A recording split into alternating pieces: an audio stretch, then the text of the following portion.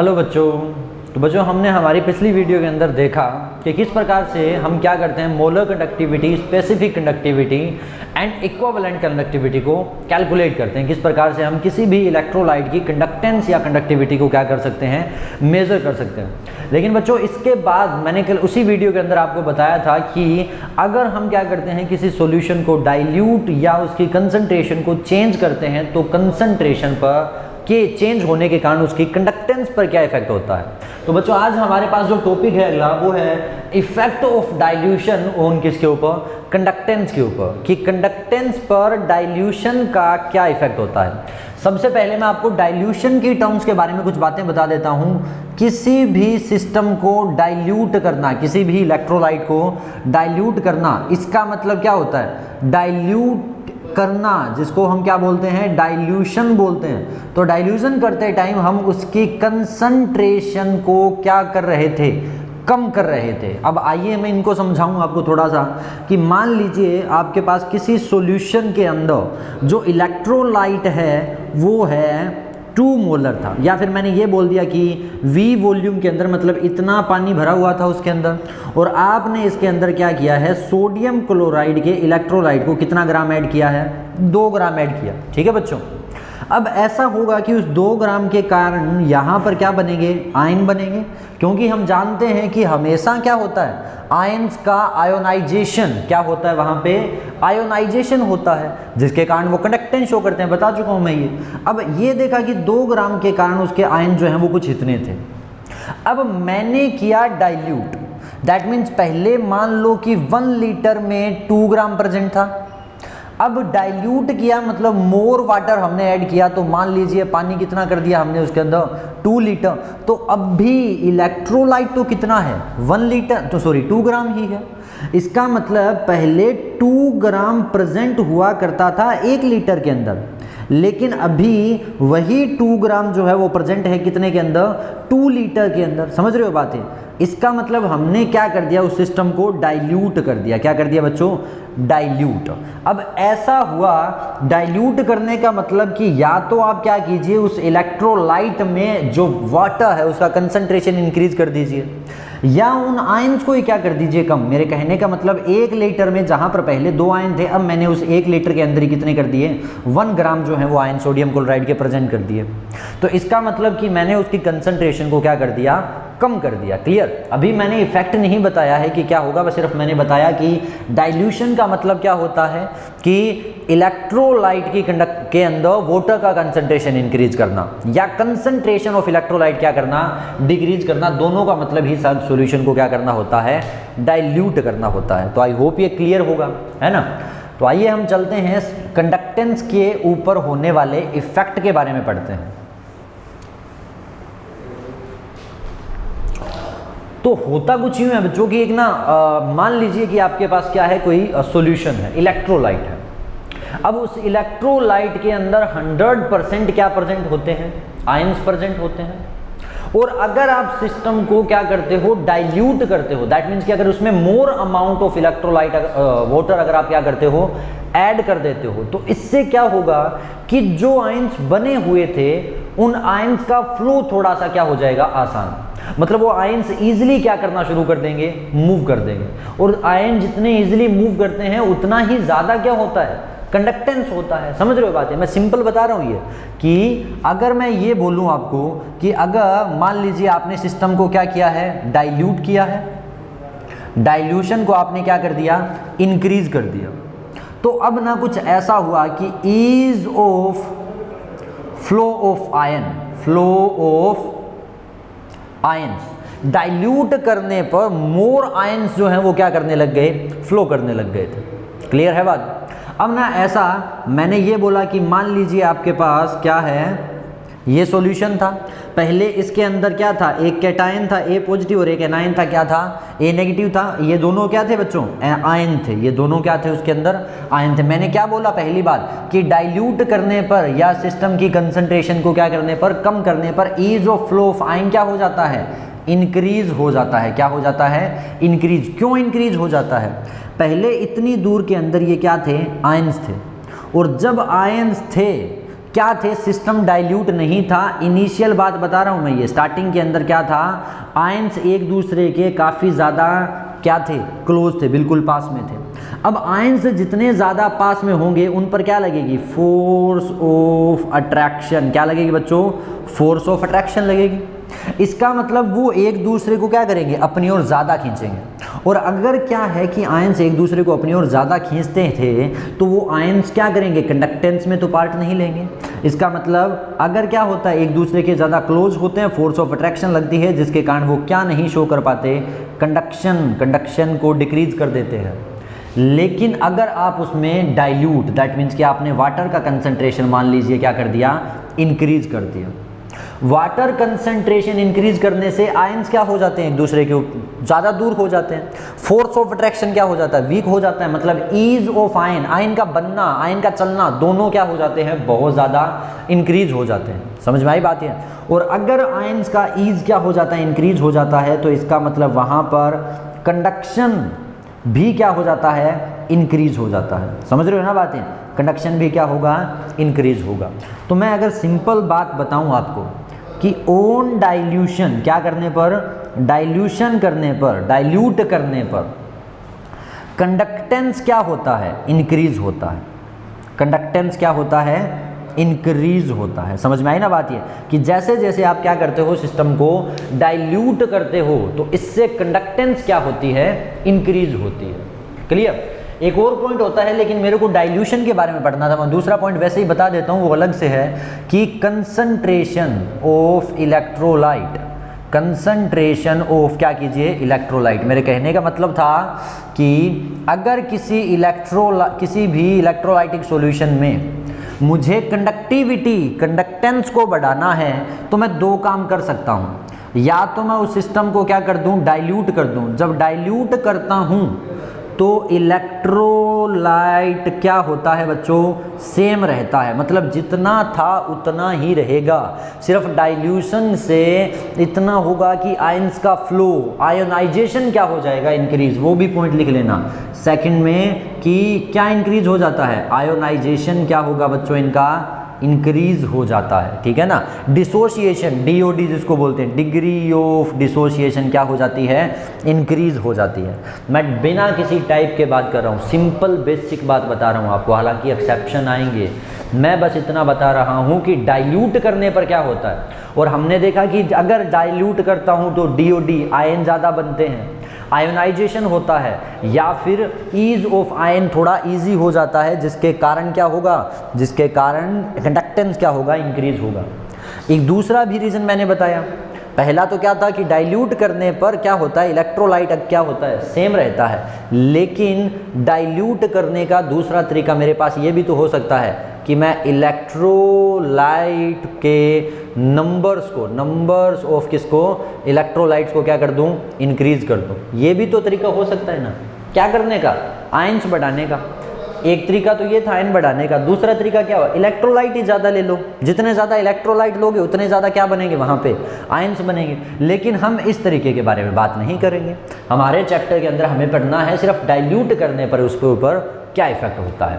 तो क्या बच्चों ये बात समझ में आई कि ऑन डाइल्यूशन करने पर कंडक्टेंस क्या होता है, इंक्रीज होता है। नॉर्मली कंडक्टेंस क्या होता है, इंक्रीज होता है। क्लियर बात ये। हमें ये नहीं पढ़ना, हमें क्या पढ़ना है कि specific conductivity, molar conductivity and equivalent conductivity पर क्या इफेक्ट होता है डाइल्यूशन का। हमें तो इस बात पे गौर करना है।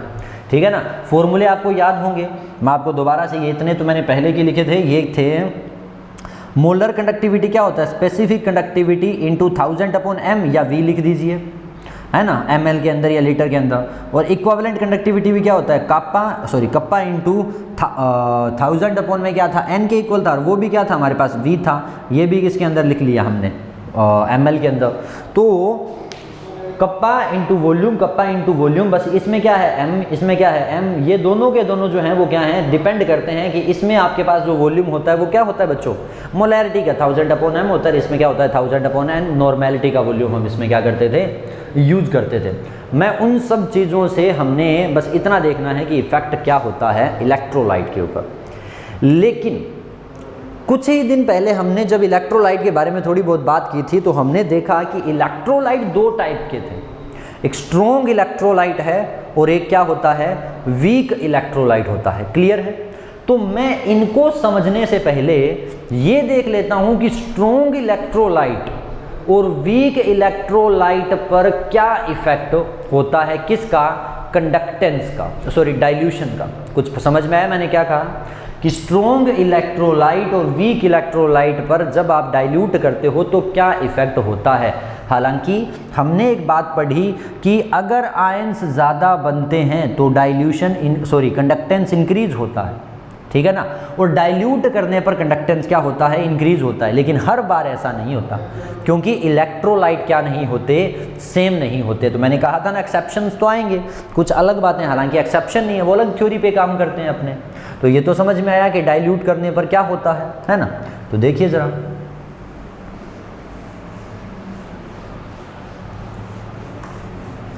जो नेक्स्ट है ना वो हमारे पास क्या है कि अगर हम क्या करते हैं, effect of dilution on conductance of strong and weak electrolyte, of strong and weak electrolyte, of strong and weak electrolyte. Clear बच्चों बात?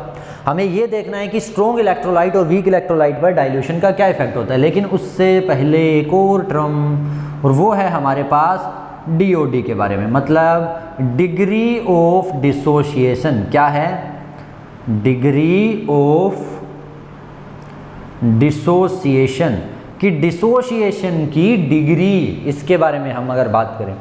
सेकंड चैप्टर में मैंने आपको कांस्टेंट के बारे में बताया और इक्विलिब्रियम कांस्टेंट के मैंने कहा था इसका वैल्यू कितना होता है, C अल्फा स्क्वायर अपॉन में क्या होता है, C इंटू 1 माइनस में क्या था, अल्फा के इक्वल था। क्लियर थी बात है? अब ये जो अल्फा था ना वो आपको किसका वैल्यू देता था, डिग्री ऑफ डिसोशिएशन का, ठीक है ना।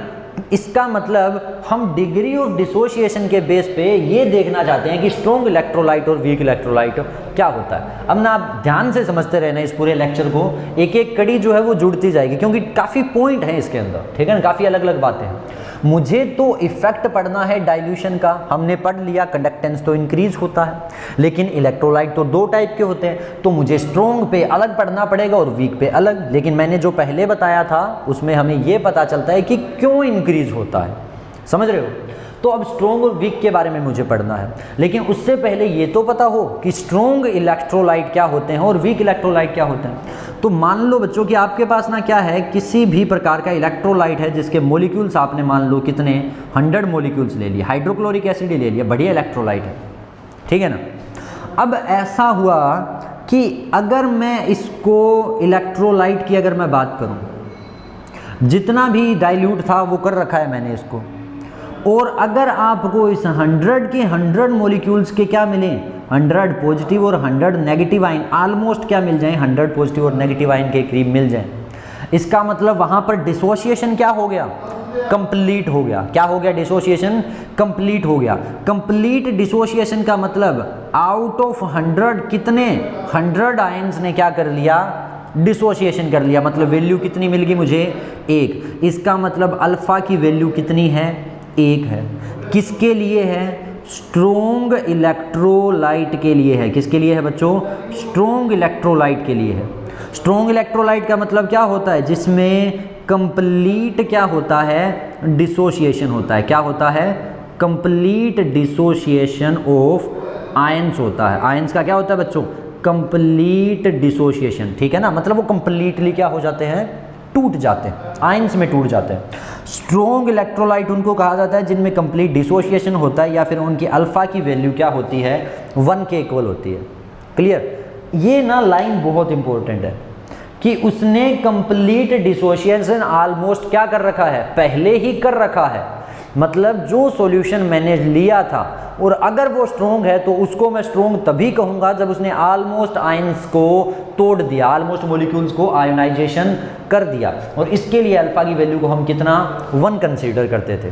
क्लियर हुई बात है। अच्छा, यहाँ एक ओस्टवाल्ड ने इक्वेशन दी थी। ओस्टवाल्ड एक साइंटिस्ट थे और उन्होंने क्या बोला, इस चीज़ को ना वो प्रूफ भी करके दिखाऊंगा मैं आपको। Ostwald equation, Ostwald equation. Ostwald ने क्या बोला कि K इज इक्वल्स टू क्या था, ये तो हमने ले रखा था डिग्री ऑफ डिसोसिएशन से 1 माइनस अल्फा के इक्वल था, लेकिन उसने बोला कि अगर सर स्ट्रोंग इलेक्ट्रोलाइट, अगर क्या है स्ट्रोंग इलेक्ट्रोलाइट के लिए मैक्सिमम वैल्यू कितना होता है अल्फा का 1 होता है, तो इसका मतलब 4 वीक इलेक्ट्रोलाइट, क्या बोला हमने 4 वीक इलेक्ट्रोलाइट के लिए अल्फा 1 माइनस अल्फा का वैल्यू तो काफी ज्यादा क्या होगा, कम होगा। समझ रहे हो ना कि अगर स्ट्रोंग है तो अगर मतलब सारे के सारे आयन तोड़ दिए, ऐसा तो हो नहीं सकता ना कि अगर वीक इलेक्ट्रोलाइट की मैं बात करूं तो हो सकता है कि 5 ही आयन टूटे 100 में से 5 नहीं बनाए, 2 नहीं बनाए, 1 नहीं बनाए, एट दैट टाइम क्या होता है 0.5 या 0.1 या 0.001 है ना, 0.0 समथिंग, इतनी क्या मिलेगी अल्फा की वैल्यू, और जो तो बहुत कम है। तो इसने बोला कि अगर मैं वीक इलेक्ट्रोलाइट की मैं बात करता हूं सर, तो आपको 1 माइनस अल्फा काफ़ी ज़्यादा कम मिलता है, और मैं 1 माइनस अल्फा को अप्रोक्सीमेट लिख सकता हूं किसके, अल्फा के, ये आएगा K is equals to C into alpha का स्क्वायर, और यहाँ से अल्फा की वैल्यू कितनी मिलेगी आपको, under root of K upon में किसके इक्वल आएगी, C के इक्वल आएगी। और ये इक्वेशन आपको बताती है कि concentration is inversely proportional to, मतलब alpha is inversely proportional to 1 upon C का पावर कितने 1/2 के। समझ में आई बात ये क्या थी कि अल्फा जो है, जो डिग्री ऑफ डिसोसिएशन है वो डायरेक्टली प्रोपोर्शनल हो, सॉरी इनवर्सली प्रोपोर्शनल होती है किसके, कंसंट्रेशन के, लेकिन किसके लिए बच्चों, वीक इलेक्ट्रोलाइट के लिए। मतलब अगर आप कंसंट्रेशन को इंक्रीज करते हो तो डिग्री ऑफ एसोसिएशन क्या होगा, डिक्रीज होगा। ये वैल्यू सही है ना, K अपॉन में C अल्फा का जो है वो, हाँ ठीक है। लेकिन डायरेक्ट इनवर्सली प्रोपोर्शनल भी देखो, पावर कितने के है 1/2 के। क्लियर हुई बात ये, मतलब कंसंट्रेशन आप बढ़ाओ, कंसंट्रेशन आप बढ़ाओगे तो डिग्री ऑफ डिसोसिएशन क्या हो जाएगा, कम। कंसंट्रेशन बढ़ाने का मतलब डाइल्यूट ना करना, आप डाइल्यूट करो, आप सिस्टम को क्या करोगे, अगर डाइल्यूट करोगे मतलब आप कंसंट्रेशन को क्या कर रहे हो, घटा रहे हो। कंसंट्रेशन घटती है तो अल्फा क्या होगा, बढ़ेगा, लेकिन इक्वल रेट से नहीं बढ़ेगा। लेकिन फिर भी इससे ये क्लियर है कि अगर आप सिस्टम को क्या करते हो, डाइल्यूट करते हो, तो मतलब कंसंट्रेशन को क्या कर रहे हो, डिक्रीज कर रहे हो, मतलब अल्फा को क्या कर रहे हो, इंक्रीज। मतलब डाइल्यूशन डायरेक्टली प्रोपोर्शनल था किसके, अल्फा के। डिग्री ऑफ डिसोसिएशन के डायरेक्टली प्रोपोर्शनल था, मतलब जितना आप क्या करोगे उसको डाइल्यूट करोगे उतना ही वो क्या होता है, क्या होता है बच्चों, उतना ही वो सिस्टम क्या करता है, ज़्यादा डिसोसिएशन करता है। कुछ समझ में आई ना बात ये, क्या बोला हमने कि डाइल्यूट करने पर जो क्या था, कंसंट्रेशन क्या होगा, इंक्रीज डिक्रीज होगा, डाइल्यूशन इंक्रीज होगा तो ये बढ़ा तो ये वैल्यू घटेगी, ये अगर वैल्यू घटती है तो ये वैल्यू क्या होगी, बढ़ेगी। लेकिन पावर हाफ में क्या होती है, इंक्रीज होती है या डिक्रीज होती है, बस इतना सा इफेक्ट है। मतलब स्ट्रेट लाइन ग्राफ नहीं मिलेगा आपको, ग्राफ थोड़ा सा अजीब सा मिलेगा। कुछ क्यों मिलेगा, बात करेंगे हम उसके बारे में। तो इतना क्लियर होगा आई होप। स्ट्रोंग इलेक्ट्रोलाइट क्या होते हैं, जिसका कंप्लीट डिसोसिएशन हो जाए। तो ओस्टवाल्ड की इक्वेशन को देख करके हमें पता चला कि जो क्या वीक इलेक्ट्रोलाइट है, कौन सा वीक इलेक्ट्रोलाइट है, उसमें अल्फा की वैल्यू क्या होती है, लेस देन हमेशा क्या होती है, 1 होती है।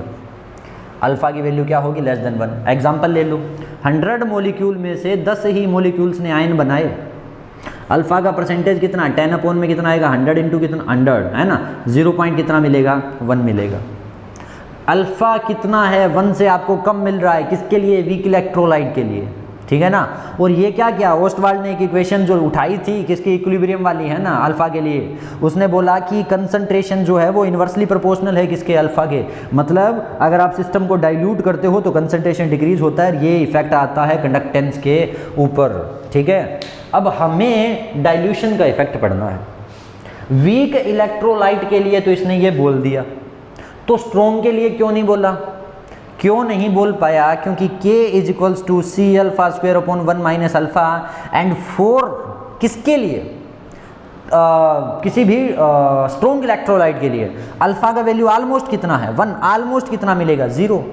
समझ रहे हो, मतलब K इज इक्वल टू किसके, C के। अगर 1 0 भी ना भी हुआ, मान लो 0.99 हो गया, पॉसिबिलिटी है कि एक आधा आयन ना बने, तो भी ये वैल्यू तो ऑलमोस्ट 0 पॉइंट समथिंग के इक्वल बची।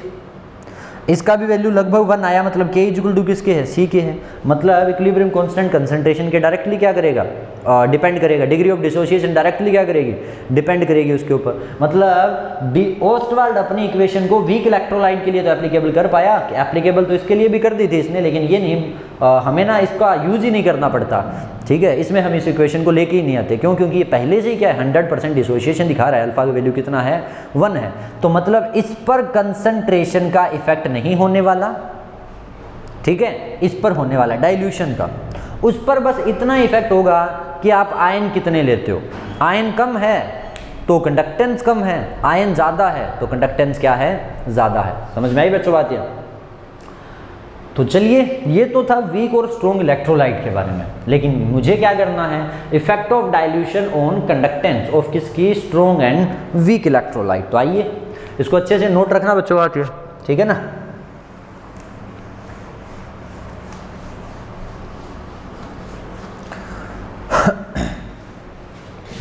Effect of dilution on conductance of strong and weak electrolyte, कि कंडक्टेंस पर क्या इफेक्ट होगा डाइल्यूट करने पर। मैंने सबसे पहले लिखा स्ट्रॉन्ग इलेक्ट्रोलाइट,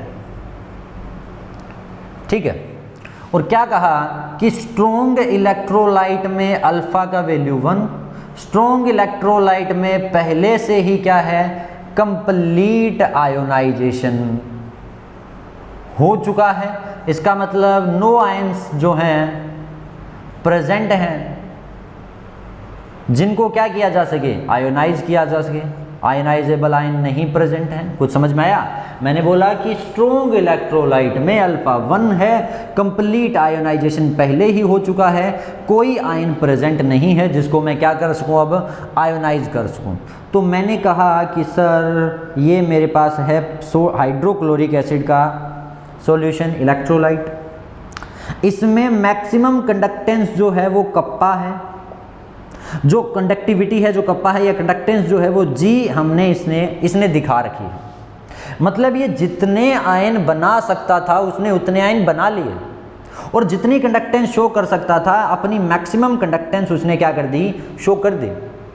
अब मैं अगर सिस्टम को क्या करता हूं, डाइल्यूट करता हूं, अगर मैं सिस्टम को क्या करता हूं, डाइल्यूट करता हूं, तो डाइल्यूट करने पर कोई आयन ऐसा नहीं है जो क्या होता है, क्या करे, कोई भी एक ऐसा आयन नहीं है जो आयन्स में, मतलब कोई मॉलिक्यूल नहीं है जो किस में टूटेगा, आयन्स में टूटेगा। अगर 90% भी लेते हो ना बेटा आप, कि मान लीजिए सर HCl जो है वो 90% पहले आयोनाइज हो चुका है, तो मतलब अपना मैक्सिमम उसने दिखा दिया।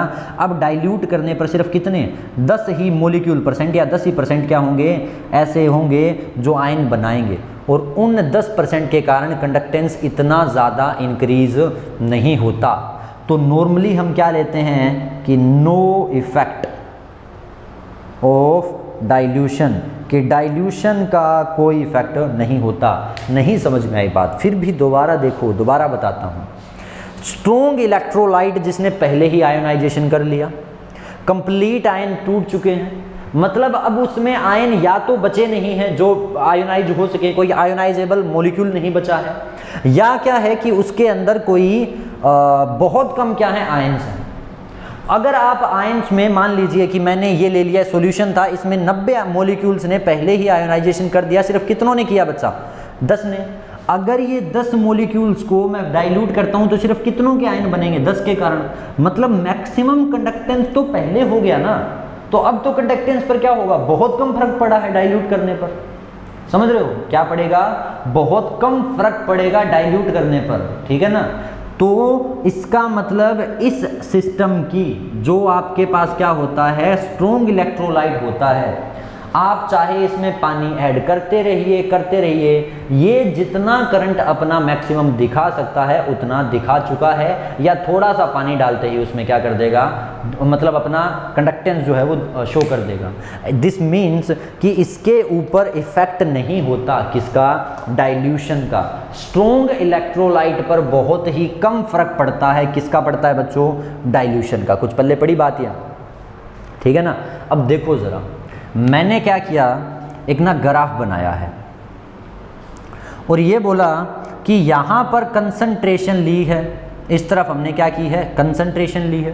हालांकि वो क्या होता है, कंसंट्रेशन का पावर 1/2 होता है। एक इसको लेकर के एक इक्वेशन और बनाई गई थी, वो थी डिबे-हकल इक्वेशन। क्या थी, डिबे-हकल की इक्वेशन थी। और उन्होंने बोला था कि मोलर कंडक्टिविटी किसके इक्वल होता है, इनफाइनाइट डाइल्यूशन पे मोलर कंडक्टिविटी √c के। एक ये थी बेटा, और एक जो हम अभी करके आए थे कि अल्फा जो है वो किसके इक्वल है, √k/c के इक्वल। दोनों ना सेम ही बातें थी, और दोनों ने कंसंट्रेशन का इफेक्ट बताया था कंडक्टिविटी के साथ में। बस इतनी सी बात है कि डिबे-हकल ने ये प्रूफ किया था किसके लिए, मोलर कंडक्टिविटी के लिए। लेकिन अगर मैं मोलर का नाम यूज करूँ ना, तो भी मुझे पता चलता है कि ये √c के कंडक्टिविटी का कोई ना कोई कंसेप्ट था इसके अंदर। ये क्या था, इन्वर्सली प्रोपोर्शनल था डिग्री के, लेकिन ये तो सीधा कंडक्टिविटी है ना, ये डिग्री है, अलग चीज़ है ये। तो ये है और ये है, ये दो इक्वेशन थी, ये ओस्टवाल्ड की थी, ये डिबे-हकल की थी, और दोनों ने कंसंट्रेशन का कंडक्टिविटी के साथ इफेक्ट दिखाया था। अच्छा, इधर मैंने मान लीजिए कंडक्टिविटी ले ली, कोई भी प्रकार की कंडक्टिविटी, स्ट्रॉन्ग इलेक्ट्रोलाइट की बात कर रहा था तो उसकी मैंने कंडक्टिविटी ले ली, चाहे वो मोलर हो चाहे इक्विवेलेंट कंडक्टिविटी हो। दोबारा सुन लो, क्या है, स्ट्रॉन्ग इलेक्ट्रोलाइट है, ये है, वो सब बता दिया। आयनाइजेशन पहले से हो चुका है। इसका मतलब कि मान लीजिए पहले कंसंट्रेशन उस इलेक्ट्रोलाइट का इतना था, यहां कंसंट्रेशन था, आपने तब तक उसको डाइल्यूट नहीं किया था, उस समय इसने मैक्सिमम मान लो कि इतना क्या दिखाया, कंडक्टेंस दिखाया। ये क्या है, उसका कंडक्टेंस है। कुछ समझ में आया, इतनी कंडक्टेंस वो अपने डाइल्यूशन पर स्टार्टिंग में दिखा रहा था, डाइल्यूशन से पहले दिखा रहा था। अब आपने उसको डाइल्यूट करना क्या किया, शुरू किया, तो कंडक्टेंस तो पहले ही, एक थोड़ा सा मैक्सिमम पोर्शन और दिखा दूं, मैंने यहां बोल दिया, ये इतना ज़्यादा कंडक्टेंस दिखाया गया है, किसके कारण, स्ट्रॉन्ग इलेक्ट्रोलाइट के कारण। क्यों, क्योंकि उस कंसंट्रेशन पे उसने मैक्सिमम आयन तो बना रखे थे, इतनी ज़्यादा कंडक्टेंस तो उसने पहले ही क्या कर दी, शो कर दी, इतनी कंसंट्रेशन के ऊपर, ठीक है ना। अब आपने सिस्टम को क्या किया, डाइल्यूट किया, कंसंट्रेशन उधर इंक्रीज होता है, डाइल्यूशन करोगे तो इधर आओगे, क्योंकि डाइल्यूशन का मतलब कंसंट्रेशन को कम करना, समझ रहे हो, डाइल्यूशन का मतलब कंसंट्रेशन को कम करना। मैंने इधर आया, कम किया, मैंने थोड़ा सा कंसंट्रेशन कम किया और आयन बने, लेकिन स्ट्रोंग है, इतने आयंस नहीं है। इसका मतलब ये नहीं है कि एकदम से यूं ग्राफ जाएगा, एकदम से वैल्यू बढ़ेगी, थोड़ा सा, इतना तो कंडक्टेंस वो पहले दिखा ही रहा था, है कि नहीं। अब क्या करेगा, इतनी की वैल्यू दिखा देगा, वो भी इतना चेंज आने पर स्मॉल चेंज को शो करेगा, ठीक है। आफ्टर दैट क्या होगा, आपने कंसंट्रेशन काफ़ी कम किया, उस हिसाब से वैल्यू यहाँ, लेकिन नहीं, वो इतना चेंज करेगा, यहाँ सिखाएगा। ऐसे जैसे जैसे आप क्या करोगे, कंसंट्रेशन को कम करते रहोगे, डाइल्यूट करते रहोगे सिस्टम को, वो अपनी वैल्यू को ना क्या, इतनी मैक्सिमम वैल्यू पर ले आएगा। मतलब वो ग्राफ को ले आया कुछ यहाँ, ठीक है ना। अब ये क्या है, ये मैंने मान लो पोटासियम क्लोराइड के बारे में बात की, इतनी कंडक्टेंस उसकी पहले थी इस C कंसंट्रेशन पे। जब आपने कंसंट्रेशन को क्या किया, कम किया, उस कंसंट्रेशन को कम करने का मतलब आपने सिस्टम को डाइल्यूट किया। डाइल्यूट करोगे तो थोड़े बहुत आयन जो हैं वो और टूट जाएंगे, क्लियर। अब आपने क्या किया, और डाइल्यूट किया, और डाइल्यूट किया, और डाइल्यूट किया, तो इतना डाइल्यूट कर दो कि C को अप्रोच करवा दो किसकी तरफ, 0 की तरफ। इतना पानी कर दो कि कंसंट्रेशन ऑफ आयंस लगभग किसके बराबर दिखे, 0 की तरफ दिखे, तो भी वहां पर इस वैल्यू पर कोई फर्क नहीं पड़ेगा। और अगर इसने एक बार इस वैल्यू पर आकर के मैक्सिमम वैल्यू दिखा दी ना, ठीक है ना, तो इसका मतलब अब चाहे आप इसको कितना ही क्या करते रहिए, डाइल्यूट करते रहिए, इसकी वैल्यू चेंज नहीं होगी। तो एक और कंसेप्ट आया, उसको कहा जाता है लिमिटिंग कंडक्टिविटी। क्या बोलते थे, लिमिटिंग कंडक्टिविटी। लिमिटिंग कंडक्टिविटी का मतलब क्या होता है, which is eight infinite dilution, जो किस पे होती है, इनफाइनाइट डाइल्यूशन पे होती है। काफी आज तो पॉइंट्स ज्यादा हो गए, ध्यान देना दोबारा से बात पे। ये तो क्लियर है, बिल्कुल इजी फंडा है। स्ट्रॉन्ग इलेक्ट्रोलाइट में कोई ज्यादा इफेक्ट नहीं होता डाइल्यूशन का, क्यों, क्योंकि पहले ही आयंस बन चुके हैं। तो अब मान लो कि मैंने हाइड्रोक्लोरिक एसिड या पोटासियम क्लोराइड को लिया जो स्ट्रॉन्ग इलेक्ट्रोलाइट है, उस C कंसंट्रेशन पे अपनी मैक्सिमम वैल्यू वो दिखा रहे थे, लेकिन मैं डाइल्यूट करता हूं तो चेंज आएगा, लेकिन स्मॉल चेंज आएगा, या तो आएगा नहीं या क्या आएगा, स्मॉल चेंज आएगा। एक टाइम ऐसा आएगा जब पानी ऐड करने का कोई फर्क नहीं होगा, मतलब वो अपनी मैक्सिमम वैल्यू को क्या कर चुका होगा, दिखा चुका होगा, और उस कंडक्टिविटी को कहा जाएगा लिमिटिंग कंडक्टिविटी, जिसको नोट लगा करके मैं शो करूंगा। ये लिमिटिंग कंडक्टिविटी का मतलब क्या है, इसका मतलब ये है कि ये एक स्ट्रॉन्ग इलेक्ट्रोलाइट है और इसने अपनी कंसंट्रेशन को क्या कर दिया है, लगभग जीरो कर दिया है। कंसंट्रेशन जीरो करने का मतलब मैंने सिस्टम को इनफाइनाइटली क्या कर दिया है, डाइल्यूट कर दिया है। अर्थात स्ट्रॉन्ग इलेक्ट्रोलाइट ऐसे इलेक्ट्रोलाइट होते हैं जिनको इनफाइनाइटली डाइल्यूट किया जा सकता है और उसके बाद उनकी कंडक्टेंस पर कोई इफेक्ट नहीं होता। एक बार क्वेश्चन आया था ये कि वाई द ग्राफ, ये पता नहीं जेई के अंदर था कि नीट के अंदर था, कि why the graph of strong electrolyte can be extrapolated to zero. इसके ग्राफ को जीरो क्यों कर सकते हैं, क्यों, क्योंकि उसकी कंसंट्रेशन को हम क्या कर सकते हैं, जीरो। समझ रहे हो बात ये, उसको मैं क्या करूंगा, थोड़ा बहुत पानी ऐड करूंगा ना, तो उसके बाद वो कंडक्टेंस दिखाना ही क्या कर देगा, बंद कर देगा। मतलब अब पानी चाहे कितना ही ऐड करता रहूं, कंडक्टेंस पर कोई इफेक्ट नहीं आएगा। क्यों, क्योंकि बहुत कम आयन थे यार, उसने मैक्सिमम अपना पहले ही शो कर रखा था। तो इसलिए ग्राफ, ये इंपॉर्टेंट बातें हैं, ये यहां तक तो अलग थी। Graph of strong electrolyte can be extrapolated to zero. इसके ग्राफ को कहां तक बनाया जा सकता है, जीरो तक बनाया जा सकता है, क्योंकि सिस्टम की कंसंट्रेशन को इनफाइनाइटली क्या किया जा सकता है, डाइल्यूट किया जा सकता है। तो आई होप स्ट्रॉन्ग इलेक्ट्रोलाइट का ये कंसेप्ट आपके समझ में आया होगा कि स्ट्रॉन्ग इलेक्ट्रोलाइट क्या होते हैं और किस प्रकार से हम क्या करते हैं, डाइल्यूशन का उसके ऊपर इफेक्ट होता है। क्लियर है बच्चों बातें? ये दोनों इक्वेशन जो हैं वो हमें कुछ बताती हैं। ये बता दूं आपको, ये क्या है आपके पास, मोलर कंडक्टिविटी जब इनफाइनाइटली डाइल्यूट नहीं था। ये क्या है, मोलर कंडक्टिविटी जब सिस्टम क्या था, इनफाइनाइटली डाइल्यूट था। माइनस में क्या है, a इंटू अंडर रूट सी, जहां पर a क्या है, माइनस का a है बच्चों स्लोप, माइनस का a क्या है, स्लोप है। स्लोप का मतलब इस इक्वेशन को मैंने लिखा 10 मैथ में पढ़ी है ना, y equal to m x plus में क्या होता है c, मैंने लिखा y दैट मीन्स की molar conductivity is equals to minus of a under root c plus में क्या है, molar conductivity at infinite dilution. तो ये जो है ये y है, ये क्या है, x है, जिसके रिस्पेक्ट में, x के रिस्पेक्ट में y क्या है, मोलर, मतलब इन दोनों के बीच के ग्राफ की इक्वेशन है ये। जहां पर माइनस का a क्या होता है, स्लोप ऑफ इक्वेशन होता है, माइनस का a क्या होता है, स्लोप ऑफ इक्वेशन होता है, ठीक है ना। और एक बात देख लो, लिख लेना कि value of a for same type of electrolyte, same type of electrolyte is same. जैसे कि मैंने बोला KCl, मैंने बोला KBr, मैंने बोला KI, ऑलमोस्ट समझ रहे हो। या फिर मैं बोलता हूं कि NaCl, या हमने बोला NaBr, ऐसा लगा कि जैसे इसके जो आयंस हैं वो ऑलमोस्ट क्या हैं, एक जैसे से हैं। और इनके लिए अगर आप क्या करते हो, वैल्यू निकालते हो किसका, जैसे ये बोल दिया मैंने, इन दोनों के बीच का, इधर K और Na में कोई ज़्यादा फर्क नहीं है और इधर Cl और Cl तो क्या है, सेम है। तो इन दोनों के लिए अगर मैं A का वैल्यू लेता हूँ वो ऑलमोस्ट क्या मिलेगा, सेम मिलेगा। अब वैल्यू ली थोड़ी जाएगी, वो तो मैं स्लोप चेक करूँगा ना, स्लोप ऑफ इक्वेशन निकालते थे tan थीटा वाला मैथ का पोर्शन यूज करके। तो ये तो वो है कि A कैसे हम क्या करेंगे, कैलकुलेट करेंगे। क्या होता था, y अपॉन में x का वैल्यू था, इस पॉइंट पे स्लोप निकाल लिए, तो इस पे मैं क्या करूँगा, y का वैल्यू अपॉन में x का वैल्यू रखूँगा, वो स्लोप मिल जाएगी मुझे, y अपॉन x जो था, ठीक है।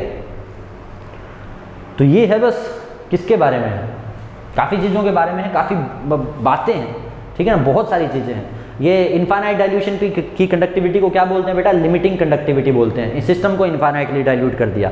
और सिर्फ स्ट्रॉन्ग इलेक्ट्रोलाइट ही होता है जिसको कैन भी क्या कर सकते हैं, आप एक्स्ट्रापोलेट कर सकते हैं जीरो, क्योंकि उसको इनफाइनाइटली डाइल्यूट किया जा सकता है। मतलब उसको इतना डाइल्यूट कर देंगे कंडक्टिविटी पर कोई फर्क ही नहीं पड़ेगा। एक टाइम आएगा ऐसा, लेकिन वीक इलेक्ट्रोलाइट में ऐसा नहीं होता।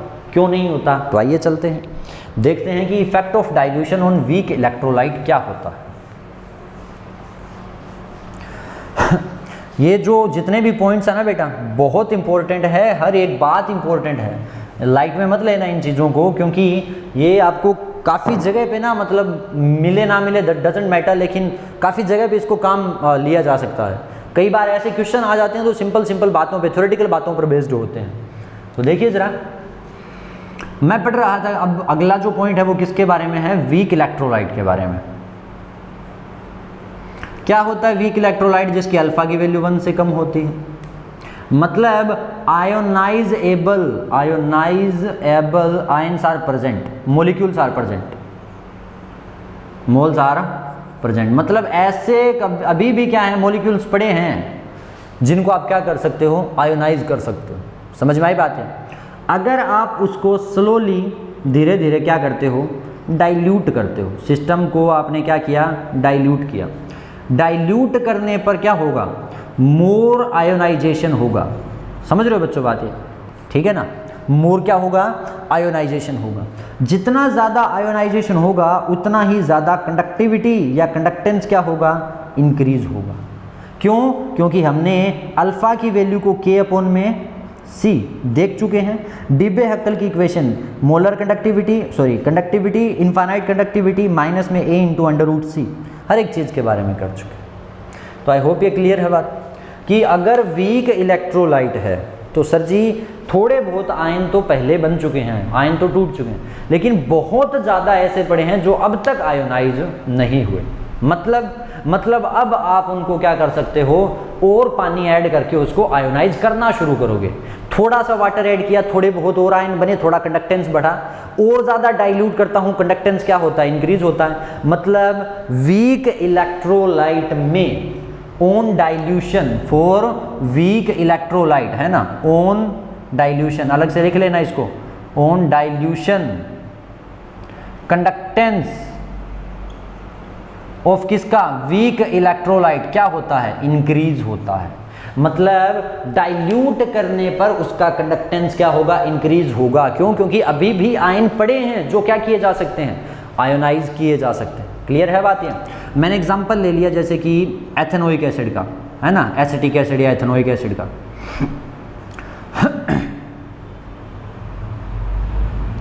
ये क्या है बेटा, ये है strong electrolyte, sorry weak electrolyte.